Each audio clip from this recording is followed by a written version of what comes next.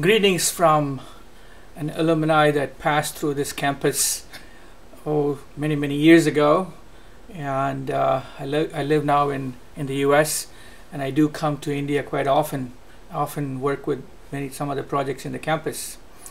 I want to address this group in terms of the special Alumni Day that you're all celebrating on today. I'm so grateful to all the education and the experiences that I gained from my early days in IIT Madras. Of course, it has led to various things in my life and career, and I'm happy to share some of that. And now I feel, it's time that people like myself, that we give back to the community and the institute. People always ask me, what made this happen to you? How did you change your viewpoint on this? Well, I always say that two things that happened in my life. One was back in the year 2001, when we had that massive earthquake in Gujarat. We here in the Twin Cities communities, we collected a lot of money and adopted a village there called Vijaypur, and I visited that community, and that was the very first time I ever saw a village in India. And the other event that took place was actually in the campus many years ago, when before Professor Anant, Professor Natarajan was the director. At that time, during one summer, the campus was closed. Instead of the usual 2 months, it was closed for 4 months.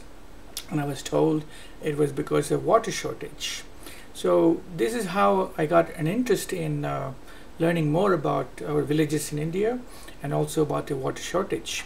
Again, I know nothing about water until all of these things happened in my life.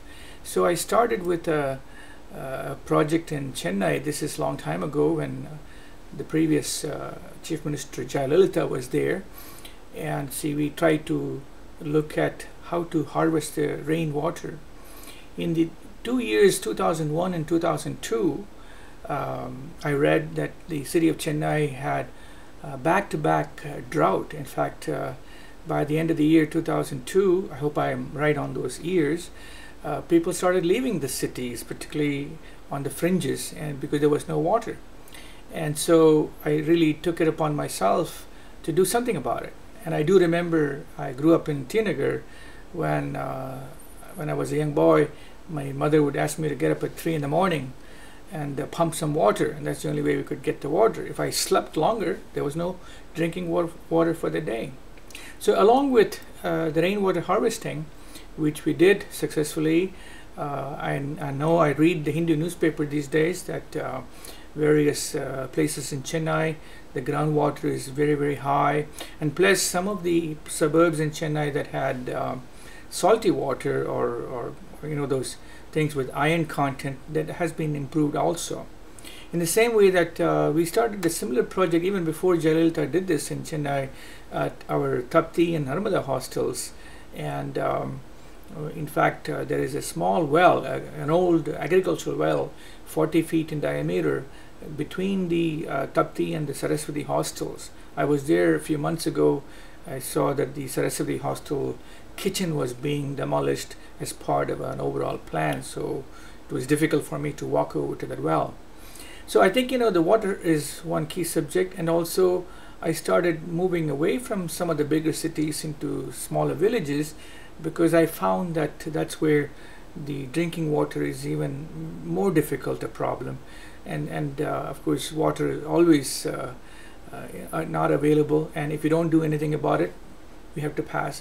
And particularly in places like Chennai or even Tamil Nadu, we only get the rains in October. Of course, I do realize that some of the rainfall patterns are changing these days. It's raining at times that we're not used to. For instance, in this project in Villatikulam that we have, it is in the shadow region of Sri Lanka. So even the so-called northeast monsoon only lasts about 8 or 9 days in Villatikulam.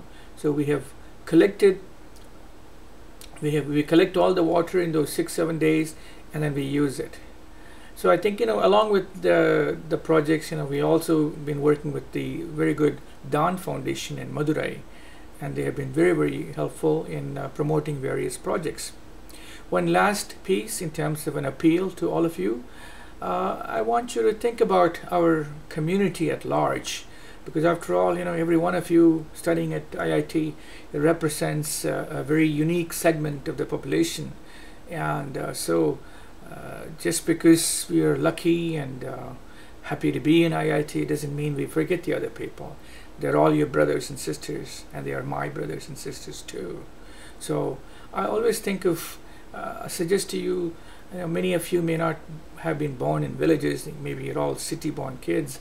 Think of your parents, think of your grandparents, think of those villages where we need to do some work, and use your technology, use your knowledge to help them. I wish you all a very good Alumni Day. Thank you so much. This is Ramakrishnan of the 67 batch. Thank you.